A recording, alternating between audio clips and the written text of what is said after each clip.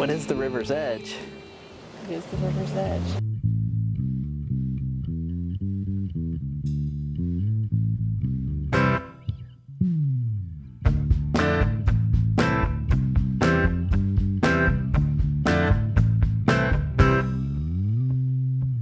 I know I sing a lot of songs about myself, but it's the only way I know how. It's the only way I know how to communicate my feelings, communicate my feelings to you, to you. To you, to you.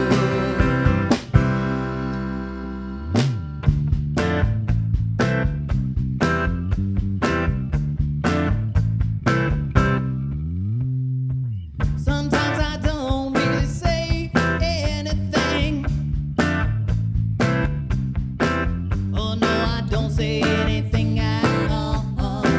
Oh no, I don't say anything at all. Because I cannot communicate. Oh no, I cannot communicate with you. With you. Without you. Without you.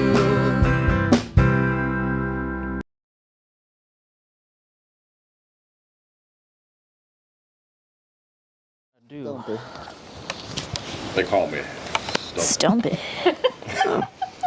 They call me Mr. Stump. All right. So, Don, you gonna sit on the stump with Carl? Come on, Johnny boy. This is where I My should boots look like shit. on this side of the camera. This side of the camera. get you anyways. There you go. Get him.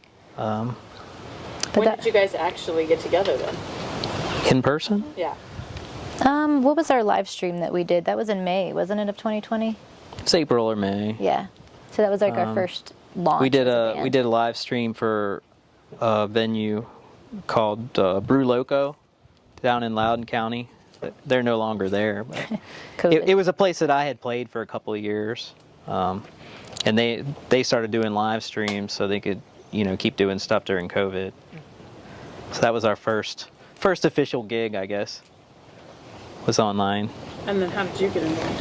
Yeah, how did that happen? Well, I think our first official gig where we were actually at, it wasn't a live stream. We went to Leo's house, Leo's, right? And yeah. then And Carl was you were there. You were there for that, was right? And that was our That's first right. time recording, first time kind of playing in front of people and not just on a live stream. And Carl was there, and we kind of became friends. And it was almost a year later that you actually joined the band, though, right? Yeah, I think I talked with Matt. I've gone to see you a couple of your shows, but we never really did anything together. But we kind of knew through other friends that we both played. So they had me just come down one day, and I do what I do best. I just wanked. I just played. He's a I played wanker. random wanker. things, and, that's why they call me the wanker. Well, that, I mean, you guys can be a rock band without it. Oh, Beers in your hand. okay. All right, what do you want? Yeah, here. You don't drink beer, but here, hold one. I don't. I forgot to say, Chris and I have known each other, how old, Ethan, now? 18? 18 years. So you guys went to high school together? We did, well, it was funny. We were in Similar this, situation between Matt and myself. yeah, We hung around the same people, but we never hung around with each other. no, and we were even in a one-act play together.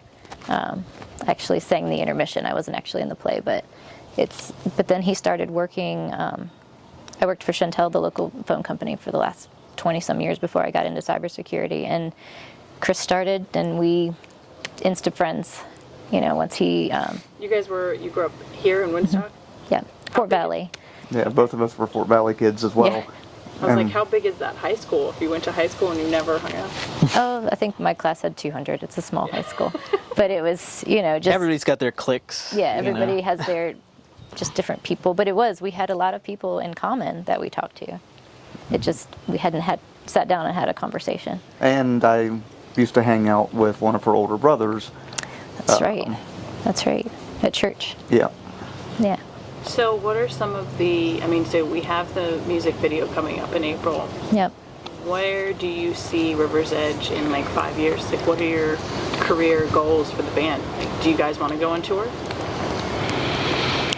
I don't know if tour is feasible in 5 years. I mean, we all have kids. We have and young kids. I have the jobs youngest kids, but I mean, maybe I like mean, even like a local tour. yeah, like Yeah. maybe a Virginia-based, Maryland, something like that would be great.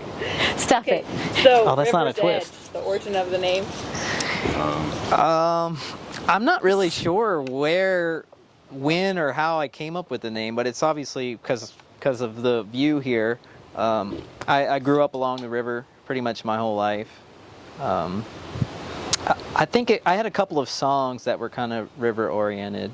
Yeah. One called "The Other Side," which is more of it's kind of about, I don't know if you ever read about dream interpretation, like Carl Jung or anything like that.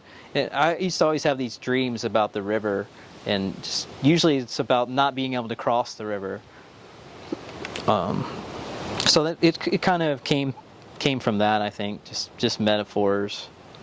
Do you feel like naming your band after something you have dreams about not crossing is helpful? Like it's some way of like defeating that Yeah, fear? maybe a little cathartic, I guess. I mean, music is cathartic, so I think it resonated with me. Yeah, I think it was. We kicked around a couple other ideas, but that was the one that everybody just really liked the best. It just seemed fitting. We all live around this area and close to the river, and it just seemed like a good theme. What are some of the for us. outtakes? The outtakes, the names that were not chosen. Oh, the lowest hum. We Yeah, that was the probably the other one that we were kind of leaning on. When we were recording the song, was it Love? No, it was I think- Needs, Yeah, wasn't it? Sneeds. It was Sneeds, yeah. So I recorded all kinds of pieces, and Matt just kept layering them. So I was at home still working on this, and I'm recording myself humming these parts, and then I would take another take and hum, a harmonizing part to it. So I think there was like 5 different tracks of me humming, and one day we were playing it, and I was like, I'm not hearing the lowest hum. It's missing. Like that track, and lo and behold, the track was muted. That particular one was, or something. Yeah. And we're like, that might not be a bad band name, the lowest hum. And I think you even tried making a logo for it to see what it would look like, and we're just like, Yeah. Yeah. Well, there were some other similar Yeah. similar names at the time, but of Yeah. course there were other the River's Edge bands too. Yeah. He's just dipping out. Don's like, No fuck goodbye. this. He's like, see ya. No, he waved when he walked by. Did he? Yeah. So, talk about the music video that's coming up. Yeah. So it's for a song called "You Can Change." One of the songs we did today. Yeah, it was the our last last song that we song. played today, which was a song just inspired about just being stressed out in life, but it being how you respond to things in life. Like we ultimately control our response Yeah. to like any negativity or. We should pause for a second. That is definitely picking up pretty loud. The car. Yeah, he's Don, gone. freaking Don. Yeah. He's gone. Thanks, Don. Yeah. Yeah.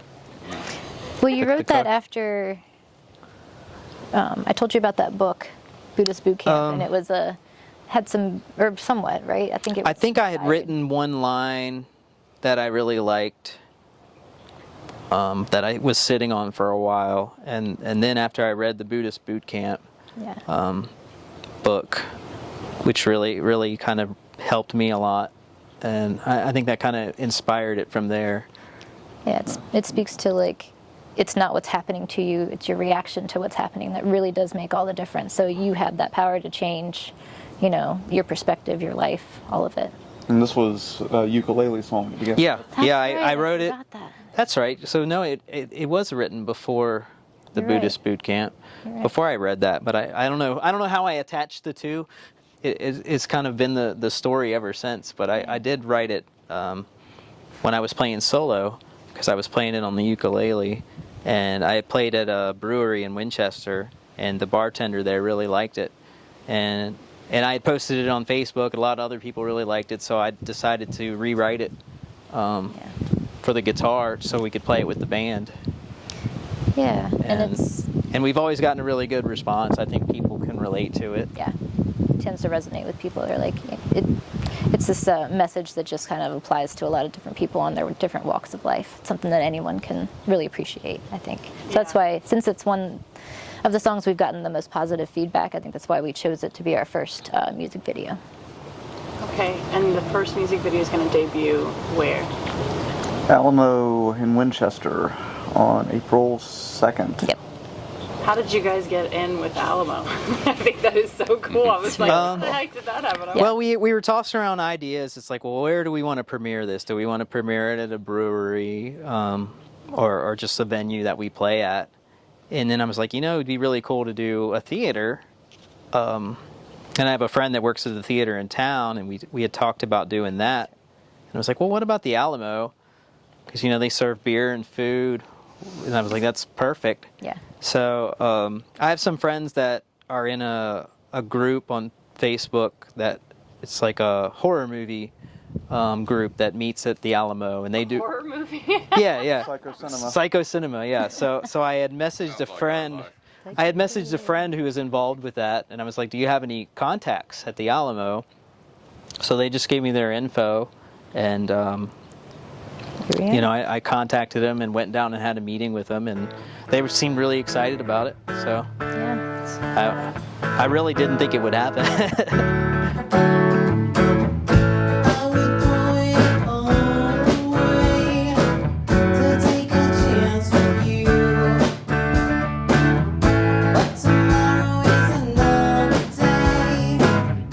I'm not willing to lose. So just tell me you need me, you want me to stay. I'll find a way. I will find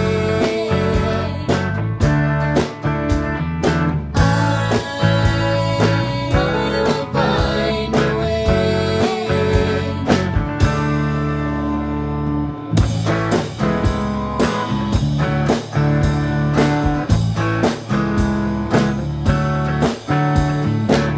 My mind keeps on playing back the times you made me smile. Now it feels like I'm on track to a life worthwhile. Can you feel this, my pure bliss? I want you to say, I will find a way. I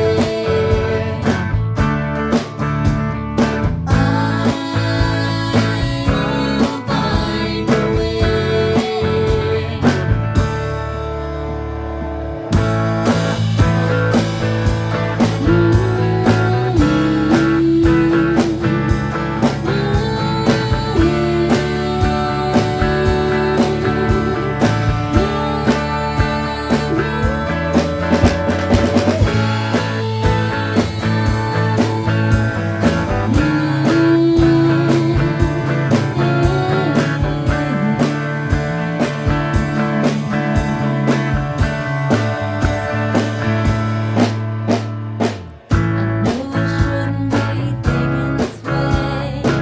until I'm ready to choose.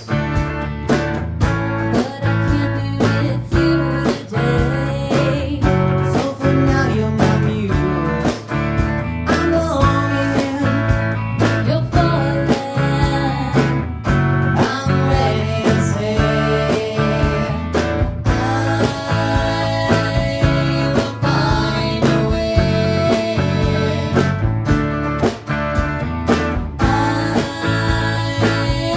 I'll find a way.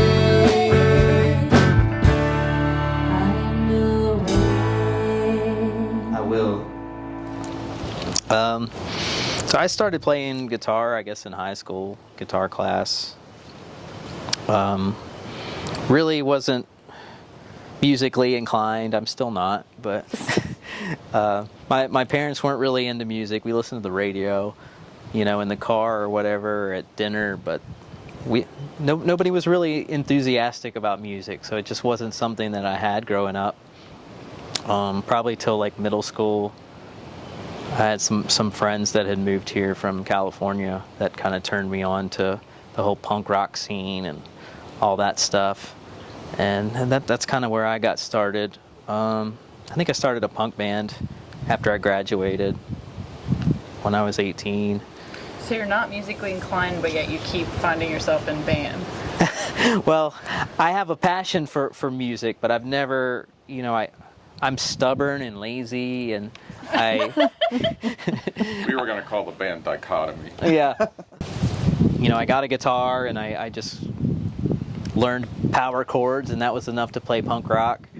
And was never really a singer, but I wrote poetry in high school.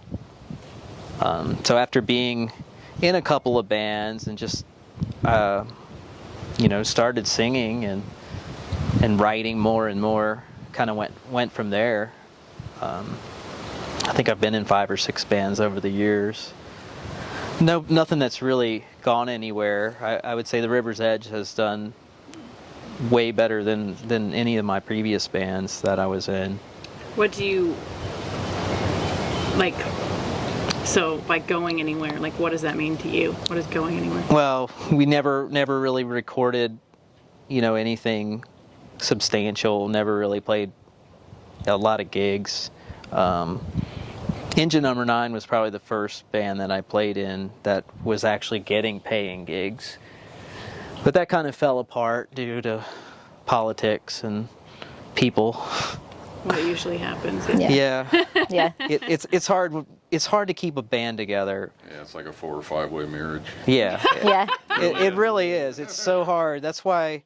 So I played in bands, I guess, in 98, 99, early 2000s. And the last band that I was in kind of fell apart when I got married. I was dating the drummer's stepsister. Oh. It was kind of a Yoko Ono thing. Sounds like a great idea. Yeah. Yeah. So so that didn't work out, and then I played solo for a little bit. Then I had kids. I didn't play music barely at all for 5 or 6 years. And then I finally got back into it and started playing out solo pretty regularly. Started booking gigs. I recorded 2 EPs and a solo album. I had released the solo album the beginning of 2020. I had a year's worth of gigs booked. Wow. Oh no. I was ready. What happened? Yeah, so I was ready to promote this album and sell some records and just play shows, and everything got canceled. So the record kind of sat on the shelf. I've sold a few here and there since then, but I didn't really get to ride that out. You feel like you're going to revisit that in some way, shape, or form?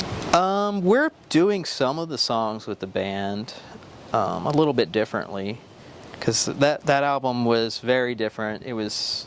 Most of it was written on the piano, and it's a lot of electronic stuff, drum beats and samples, and because it was just something I wanted to do something I could do by myself. I didn't want to wait on anybody. I could just record it and Yeah, I feel that. play all the instruments. And I grew up around my father, who was a bass player in a southern rock band down in Georgia, and I always, loved playing on his guitar and his bass. And growing up, I started playing music in school and was in marching band, jazz band, concerts, choruses, musicals, etc., etc. And once high school ended, I started getting into actual bands, singing, playing bass, playing drums, playing guitar, you name it, I was probably playing it. And why did you land on bass, or right now on bass? It was just it was kind of a fill-in. Like when I was playing just with Matt, I wanted to be able to add something like a low end to it, and it just kind of stuck. A We call him a multi-instrumentalist because he does mandolin, he plays the harmonica, anything, sometimes lead guitar, depending on, it's just, You're the wild he can do it. card. Yeah, he can do it all. Yeah. Yeah. I'm currently in 2 other bands. What are those bands? Bronze Bomber, which is a kind of hard rock band, and then we're putting together a 90s cover band just to get out and play and make a little bit of money. Oh, wow. So, I mean, I was in concert band when I was in school, so I played trumpet, believe it or not, for like 6 years. I can read music, so I played a little bit of keyboards, but I always liked the guitar, what I was interested in, and it was weird for me because I didn't really learn how to read music on guitar. I wanted to kind of make it, I guess, more organic. I didn't want to like put too much effort to it. So at the time when I started playing guitar, I didn't really know what the notes were. I just kind of played by feel, by ear, copying other songs that I heard. And as I've gotten older, I've learned more of the music theory and whatnot on the guitar. But I've been in and out of a lot of bands. Because I've been writing songs for 20 years, so with the band, I mean, it's songs. Some of them are a lot older than others. But I feel like I've written some more positive songs in the last couple of years. Yeah, well, we had some collaboration. Yeah. That helps. A little more uplifting, some of them. How do you guys collaborate? How does that process go? Matt writes a song, we come in and we play it. Yeah, Yeah. yeah. We just find what makes it work for Yep. the band. Yeah, so we have to make changes with the structure that I already had, just to... But I mean, ultimately, are you pretty good at like sharing the space, or like, are you going to be like, well, that sounds good, but like, I have the final say? Like, how does the, it gets really egotistical. Yeah, it Everybody has can. to be- He No, doesn't, though. it's very mutual. I mean, we all work together.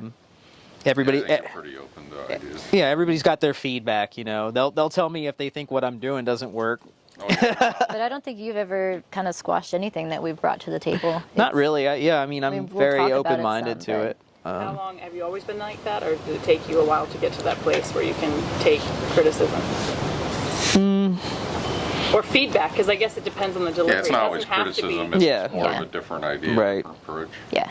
No, I've always been pretty open about that. Like all the bands that I've been in, everybody just kind of contributed their own parts. That's what I love about River's Edge is, Matt kind of lays the foundation, and then we all come in and I write the harmonies, and Chris writes his bass line or harmonica line or whatever other instrument he's playing, and Carl does the same, all of his lead guitar. We all just it's very collaborative that way, where we just bring our piece to the table. Mine takes a little bit of time sometimes when you're trying to find harmonies. It's not always fun the first couple of times when you're, trying things, you're like, oh, not that note, okay. But no, and Chris has really helped me, I think, the most with the vocals. There are a couple of our favorite songs was where Chris was like, why don't you try doing this? And I'm like, oh, okay. And then, it really is a great group. And then sometimes we're like, hey, Carl, we need you to put more, in here. Wank a little harder over here. Put some stank on Put it. some stank on it, Carl. Yeah, it's like, make it louder, make it heavier. Yeah. Okay. And I'll tell Drum. You asked for it. You asked for it. Yeah. Yeah. It's funny you say that. Just with the sun and everything, I'm like, it feels like the Spinal Tap interviews. Does this band have like specific inspirations that you pull on? Like, That's kind of tough, I guess. Sometimes I feel like I hear your love of the Chili Peppers in some of your songs. But I hear that. Yeah. The Chili Peppers have been a band that I've followed for a long time. I think the first cassette that I bought with my own money was Blood Sugar Sex Magic. Yeah. And I kind of taught myself to sing to that album as a teenager. best album. Any other ones? It's kind of hard to say. I take influence from everything. Like I said, I played in a lot of punk bands. Yeah. Ska. Didn't you have a ska band? And ska. I was into punk and ska and all that. I don't know that much of that really comes through in my sound, but It's there somewhere in the layers. yeah. But I was checking out your Spotify page, and the description that you guys have on there is it's really about feel good. It seems like you guys use this as your, like you said, your recharge time, your family time. Like, Yeah. it's not about the egos. It's not about like, hey, we're gonna play big shots now. It's like this is a very cathartic Yeah. group, and Yeah. that seems like the message of the songs as well. Yeah. Yeah, for me, I've always written, the things that are in my head that I need to get out, and like I said with Song yeah, therapy. oh yeah, totally. It started as poetry in high school, just raw emotions. That's why there are quite a lot of songs that are not happy. I've definitely written a lot of depressing or thought-provoking kind of songs that at times can be uncomfortable for people to listen to, which isn't necessarily what you want from a song, but I feel something from it, and I feel good about it when I sing it. It makes me feel better, even though it might be depressing or dark at times. I think that it's a lost art for people to understand and really appreciate a sad song. Yeah. Yeah, Like, it's really, I feel like it's very difficult to write a sincere, happy song, and it can be a lot easier to go to the darker emotions. Yeah. And certainly when you're feeling them, I mean, I went through a divorce as well and got a Yeah. lot of song yeah, material out of it. and you do. Yeah, It's a good time to write. yeah, absolutely. But yeah, I've definitely struggled to write happier songs. And at times when I did write happy songs, I would throw them away because I feel like it was cheesy. I was like, is this too Yeah, I felt cheesy? that before, too. And people would reassure me, like I know Deb did with a lot of songs. It's actually a good song. And I'm like, okay, well, we'll do it. But to me, it felt, it would feel kind of cheesy or... Yeah, like insincere, like Yeah. trying too hard or something. Right. Yeah. But I think I've gotten a lot better about that. I don't necessarily feel that way anymore when I write a happier song. Yeah. But it was definitely something that I did struggle with. It's almost like the John Cusack and High Fidelity. Where it's like, Yeah. am I depressed because I look and listen to rock and roll, or Right. rock and roll make Yeah. Yeah. I'd forgotten that though. It's like we've been friends for a few years, and when you were working on your solo album, he would send me stuff and say, "What does this sound like?" And I'm like, "It's really, you have something." And so he just needed some encouragement, I think. Well, I still never released that album though.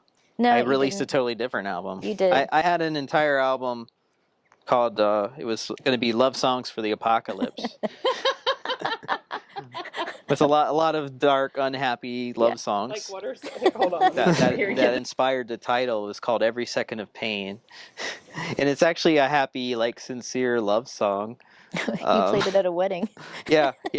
My old bass player Michael had me play it at his wedding. It was like one of his favorite songs that we did. That's hilarious. Yeah. What are some of the other titles, if you will give some away? If I can think, Alone. One was called Alone. Fade? Was Fade on there? No. I don't think Fade. I don't think Fade was on there. Like, it just spiraled down until calling it quits. Yep. I love you even when it isn't true, Ooh. which we still do that one. That We one's do. actually Some of those songs. that one's kind of snarky. It's kind of sarcastic, but true at the same time.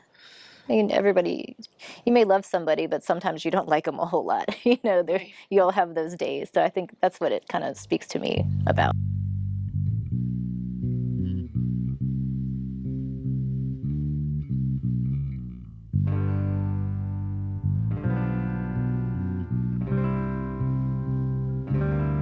Oh, I don't need religion to tell me what's wrong or right, because I found another way to help me see the light.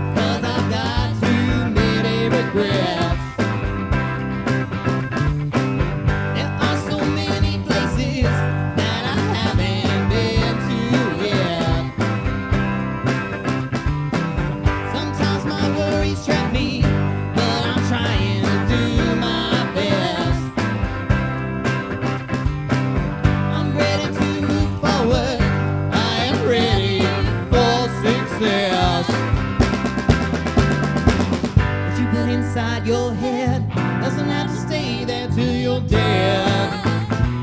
You can change your mind, your time and your life. You can change your mind, your time and your life. You can change your mind.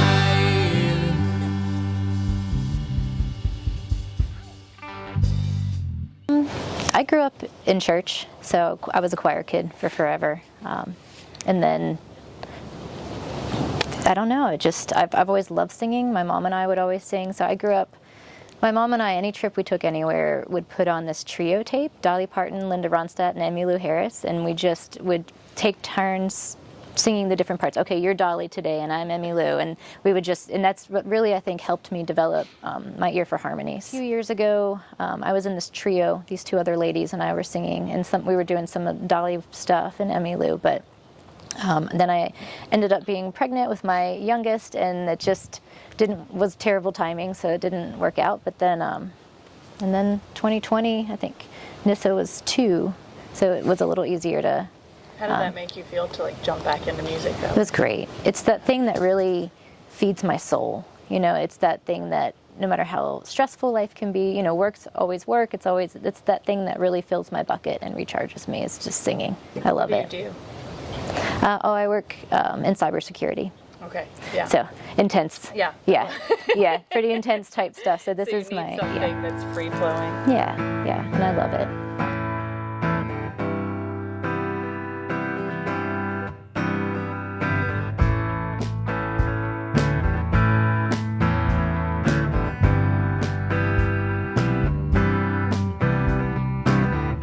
The vision of your life, it could be your guiding light.